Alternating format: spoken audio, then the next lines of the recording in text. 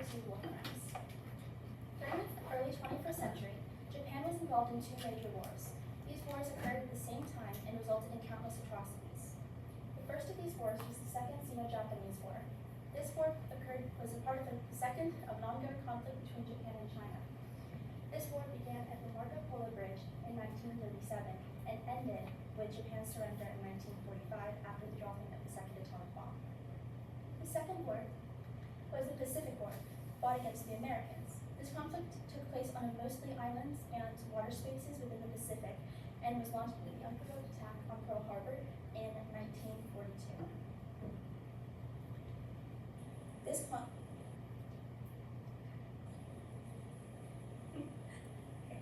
The Japanese shocked the world with their sudden cruelty. Just as with any war, millions were harmed, and this period in time is cemented as one of the worst of all time. Despite the horror of what occurred, many have complained that the Japanese have suppressed intellectual thought in relation to their past crimes, which led me to my research question: how has Japanese intellectual suppression influenced perceptions of their war crimes in World War II? Now, some of the most notable war crimes were committed during the Second Sino-Japanese War. The most prominent of these being the rape of Nanking, also known as the Nanjing Massacre. According to the USC Show Foundation, a well-regarded organization of visual history, the Japanese army captured what was then China's capital city, Nanjing, and killed as many as 300,000 civilians and raped tens of thousands of women, as well as looted and burned down buildings. This massacre has been deemed the Asian Holocaust since. This image shows a list of victims' names at the Nanjing Memorial. Unit 731 was another such crime. The Japanese kept prisoners as test subjects, conducting physical torture, starvation, and according to Pacific Atrocities Education, a non-profit organization of historians studying such things, even live vivisections, that is, the carving of live unmedicated people. This image shows testers and victims being tested upon. The Korean comfort women are also one of the most notable crimes of the Japanese. According to Comfort Women Justice Coalition, a coalition of historians dedicated to studying comfort women, women were tricked, abducted, and violently coerced into sexual slavery for the Japanese soldiers. This image shows former comfort women protesting against the Japanese. The comfort women had made a claim before the surrender of the Japanese that they were kept in nice conditions, but then rescinded that after the surrender when they thought they were safe to admit so. The Pacific War also had its fair share of atrocities as well, one notably being the Bataan Death March, during which the Japanese forced over 70,000 American and Filipino prisoners of war to march over 65 miles. They were beaten for lagging and constantly pushed forward. It is cemented as one of the war's darkest moments. And this is a picture of the Bataan Death March with various POWs and also Japanese soldiers watching over them. This leads me is the treatment of POWs. Since their surrender in World War II, many have claimed that the Japanese have denied their crimes and tried to suppress their memory. But the POWs of the Japanese that suffered in their war camps have claimed that they were treated horribly and abused by the Japanese. This image shows Fukuoka 17, which is a well-known prisoner of war camp in Japan, during which they were starved, beaten, and neglected frequently. This leads me into the conflict. Since their surrender in World War II, the Japanese continued to claim that these events were not as serious as many claimed they were. The Japanese have denied this under many things, and with the Tokyo war crime trials, they still tried to downplay the severity of their events. This reminded me of the stimulus source of Memory in Our Democracy, in which the author spoke of how memorials maintain the memory and how the memorials do maintain the memory for future generations to look upon and have education on what occurred. This also shows the loss that was endured and keeps that memory alive. This also reminded me of my mother's house, the stimulus source, in which the family of the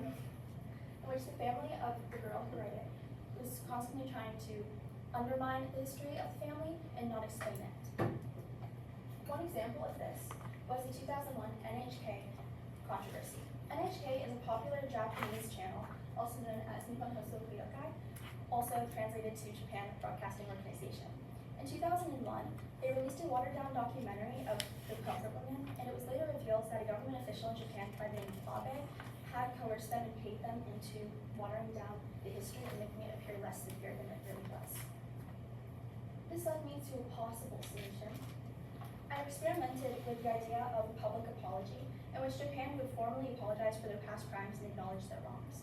However, this would be not as genuine in multiple circumstances, and I also found out that Japan had done this multiple times before in small intervals, and it didn't go over well with the victims or their families because they thought it was not serious as it should be, and they also thought it felt forced. So I figured that would not be very good.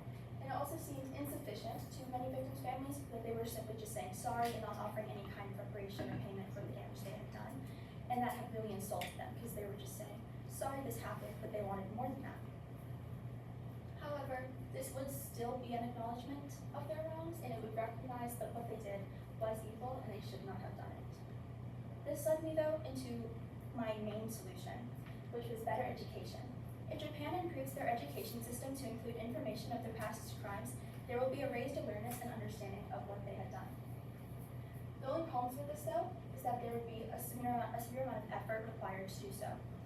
To go and change the entire curriculum, write new textbooks, and update the standards taught would need time, money, and patience. This also bring about pushback from the current sitters of the education board in Japan, who would not want to have their country taught in a negative light. They wouldn't want to make a big deal of the crimes because then people would be upset that their country is now being shown as doing things that are wrong when they have a very strong nationalist view. They would also see this as anti-patriotic and a poor decision. Though beneficially, this solution would bring about awareness of what the victims endured, and people would be aware of the negative effects of the crimes on our generations. And they would also have knowledge of it. They would strive to apologize and to right the wrongs, and would use the solution to change the history programs of Japan, would offer new generations a chance to reflect and remember what occurred in the past. This remembrance would prevent the forgetting and intellectual suppression of Japanese World War II war crimes and ensure that they never happen again. Thank you. This is where we're excited. Thank you, Bria. All right, first question. How did some preliminary information you gathered inform your research? So some preliminary information that I gathered was I was looking up first the American POW's experience, and I had found that there was more than that happened. So it was not just the American prisoners of war that had suffered, but also various other Allied soldiers that were involved in that. And so I figured that I should probably take my research question and expand it beyond American prisoners of war into multiple countries and multiple victims that they had. And how did you use the conclusions or questions of others to advance your own research? So as I said with my possible solution, Japan had apologized multiple times, and that seemed to be the most common solution that people had presented in the research that I gathered. However, because so many victims had not thought it was genuine, and because it had happened so many times before and it wasn't enough for people, I figured that I should go find something more rounded than that would be more preventative for future problems. Good job, Bria.